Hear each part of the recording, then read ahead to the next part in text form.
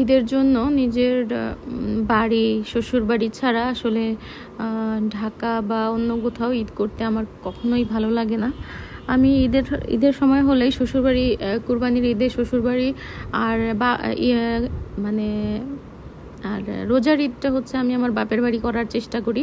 আবার মাঝে মাঝে কুরবানির ঈদ বাপের বাড়ি, আবার একটা ঈদ শ্বশুরবাড়ি, একটা ঈদ বাপের বাড়ি, এভাবে করার চেষ্টা করি। তো আজকেও আমরা হচ্ছে শ্বশুরবাড়ির উদ্দেশ্যে কুরবানির ঈদ কাটাতে আমরা হচ্ছে চট্টগ্রামে চলে যাব।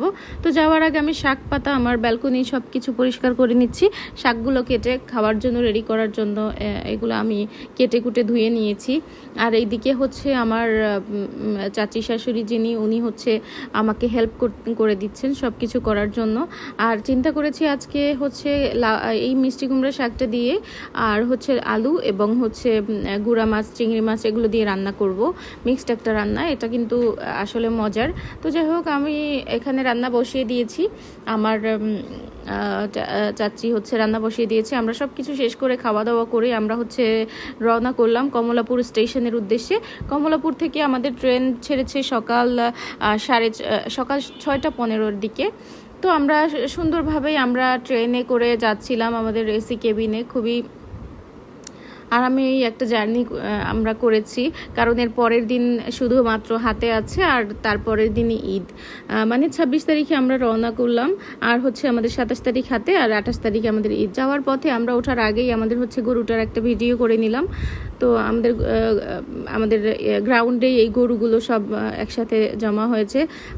এরপরে হচ্ছে আমরা আমার রুমে চলে গেলাম। রুমে গিয়ে আমি হচ্ছে আমার বাসা থেকে যে ব্যালকনির ভিউটা আছে সেটা আমি প্রথমেই আমি সেই ভিউটা দেখি।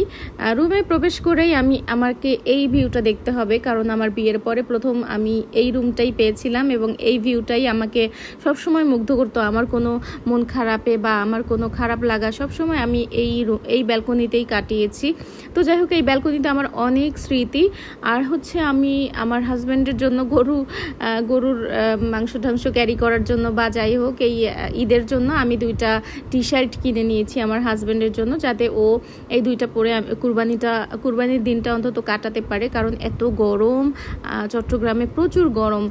শুধু চট্টগ্রামে না, মানে বাংলাদেশের সব জায়গায় এবার প্রচুর গরম পড়েছে। তো আর এই হচ্ছে আমাদের মেজবানি, মানে আমাদের প্রথমবারে যে ফাতেহার মাংসটা আসে সেটা, আর ওইগুলো কাটাকুটি করে ফাতেহার জন্য বসিয়ে দিয়েছি। আর এগুলো হচ্ছে বাটিতে করে সব বাসায় বাসায় দেওয়া হবে, আর বাকি মাংসগুলো এখনও নিয়ে আসা হয়নি। তো যাই হোক, ঈদের দিনের ভিউটা আমার এটাই। থ্যাংক ইউ, সবাই পাশে থাকবেন। আল্লাহ হাফেজ।